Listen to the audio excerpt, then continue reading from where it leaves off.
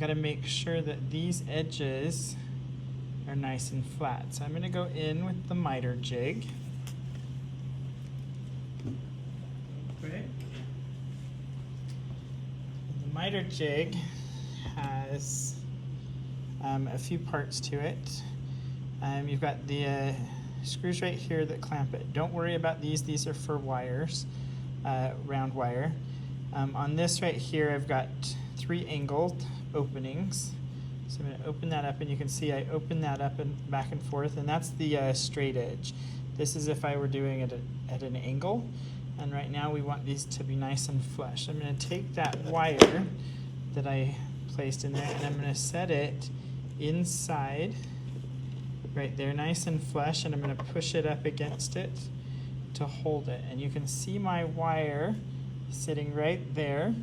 I want to just barely push it above so that it's just poking out, and then I'm going to take it and twist that tight so that it holds that piece. Then you can see that poking out the other end.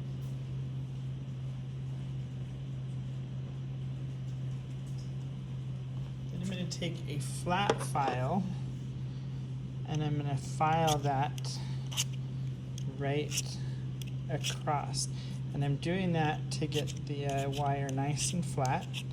And if I've got it nice and pushed up, right up against that ledge there, it should be good. And that one should be good.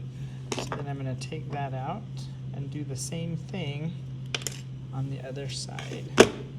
So you can see how nice and flat that is. So now I got to do that to this end. See the difference? You can see the flat versus the not flat.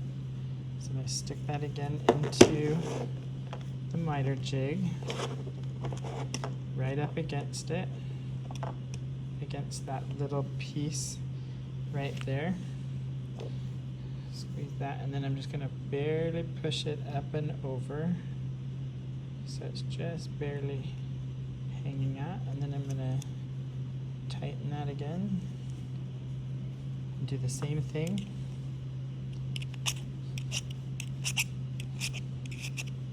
And that'll make it so that when I'm ready to solder, the ends will be nice and flat. And there again, 2 end flats. I can then go in, bring my wire together, now that I know those are flat, and I'm ready to solder that together.